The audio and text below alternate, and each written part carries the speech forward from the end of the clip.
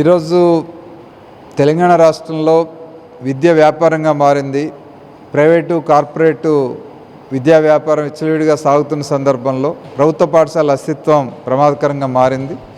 దానికి కారణం ప్రభుత్వ విధానాలు కూడా. ఎందుకంటే ఈరోజు ప్రభుత్వ పాఠశాల విద్యా హక్కు చట్టం పేరు చెప్పి పాఠశాలల్లో టీచర్లు లేకుండా చేస్తూ ఉన్నారు.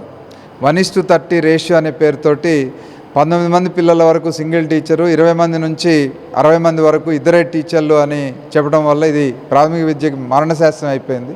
అందుకని మేమేమంటున్నామంటే, గతంలో 86లో జాతీయ విద్యా విధానం రాజీవ్ గాంధీ గారు తీసుకొచ్చిన జాతీయ విద్యా విధానం ప్రకారం ఆనాడు ఆపరేషన్ బ్లాక్ బోర్డ్ స్కీమ్లో భాగంగా ప్రతి ప్రాథమిక పాఠశాలలో ఇద్దరు టీచర్లు, కనీసం ఇద్దరు టీచర్లు ఉండాలనేటువంటిది ఆ concept, OBB operation black board scheme concept.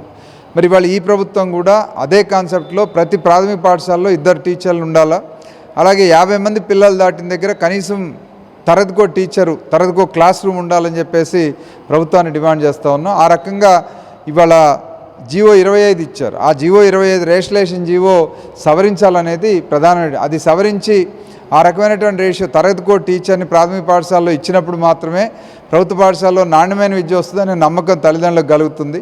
అంటే అంటారు 10 మంది పిల్లలు ఉంటే కూడా 5 టీచర్ని ఇవ్వాలా అని అడగవచ్చు. మేము 10 మంది పిల్లలకు 5 టీచర్లను అడగట్లేదు, మినిమం 2 టీచర్స్ ఉండాలా. 50 మంది పిల్లలు దాటిన దగ్గర తరగతికో టీచర్ని, తరగతికో క్లాస్ రూమ్ ఇవ్వమని అడుగుతున్నాం. ఇంకా అంతకంటే ఎక్కువ పిల్లలు ఉన్న దగ్గర ప్రధానోపాధ్యాయుని పోస్టును కూడా ప్రత్యేకంగా కేటాయించాల్సినటువంటి బాధ్యత ఉంది. ఇది ఒక ప్రధానమైనటువంటి డిమాండ్. రెండవది పర్యవేక్షణ వ్యవస్థ. పాఠశాలలో ఈరోజు పర్యవేక్షణ అనేటువంటిది 20 ఏళ్ళుగా ప్యారలైజ్ అయిపోయింది. అందుకని ఇప్పుడు పర్యవేక్షణ వ్యవస్థ సంక్షోభంలో ఉంది. సంక్షోభం పరిష్కారం చేయాలంటే అన్ని జిల్లాలకి రెగ్యులర్ డిఓ పోస్టులు కావాలి, అన్ని జిల్లాలకి అన్ని రెవెన్యూ డివిజన్లకి డిప్యూటీ డిఓ పోస్ట్ కావాలి, అన్ని మండలాలకి ఎంఈఓ పోస్ట్ కావాలి. పోస్టులు మంజూరు చేయాలి, ఉన్న పోస్టులని భర్తీ చేయాలి. ఇది కూడా ఒక ముఖ్యమైనటువంటి డిమాండ్గా ఈరోజు ప్రభుత్వం ముందు తీసుకొస్తాం. దీంతోపాటు ఇక ఉపాధ్యాయులకు సంబంధించి చూసినప్పుడు బదిలీలు, పదోన్నతులు. ఇవాళ హై స్కూల్లో సబ్జెక్ట్ టీచర్ పోస్ట్ ఖాళీగా ఉంది, హెడ్ మాస్టర్ పోస్ట్ ఖాళీగా ఉన్నాయి. అర్హులైనటువంటి ఉపాధ్యాయులు కింద ఉన్నారు. వాళ్ళకు అర్హత కలిగిన వాళ్ళకి ప్రమోషన్లు ఇస్తే, ట్రాన్స్ఫర్ చేస్తే వాళ్ళంతా కూడా ప్రమోషన్ పోస్టులో చేరుతారు. అప్పుడు కింద ఖాళీలు అయితే వాటి రిక్రూట్మెంట్ ద్వారా భర్తీ చేయడానికి ఉంటుంది. ఈ ప్రభుత్వం వచ్చిన తర్వాత 2.5 ఏళ్ళలో ఒక రిక్రూట్మెంట్ జరిగింది. మళ్ళోసారి రిక్రూట్మెంట్కి అవకాశం ఉంది. కాబట్టి ఆ రకంగా ఆ పోస్టుల్ని ప్రమోషన్లు ఇచ్చి, ప్రమోషన్ల తర్వాత పోస్టు భర్తీకి కూడా ప్రయత్నం చేయాలని చెప్పేసి కూడా ప్రభుత్వాన్ని డిమాండ్ చేస్తుంది. సరే, టెక్స్ట్ బుక్స్, యూనిఫామ్స్ ఇవన్నీ కూడా ప్రభుత్వం బాధ్యత, చేయాల్సిన అవసరం ఉంది. అవన్నీ తీసుకోవాలి. వీటితో పాటు మరి ఉపాధ్యాయుడు సంతృప్తిగా పనిచేయాలంటే వేతనాలు కూడా సక్రమంగా ఉండాలి కదా. ఇవాళ వివిధ మేనేజ్మెంట్లు వివిధ రకాలు పెట్టి జీతాలు 1వ తారీఖు ఇచ్చామంటే సరిపోదు. జీతాలు సరైన పద్ధతిలో సంతృప్తికరంగా జీతాలు ఇవ్వాల్సినటువంటి బాధ్యత కూడా ఉంది.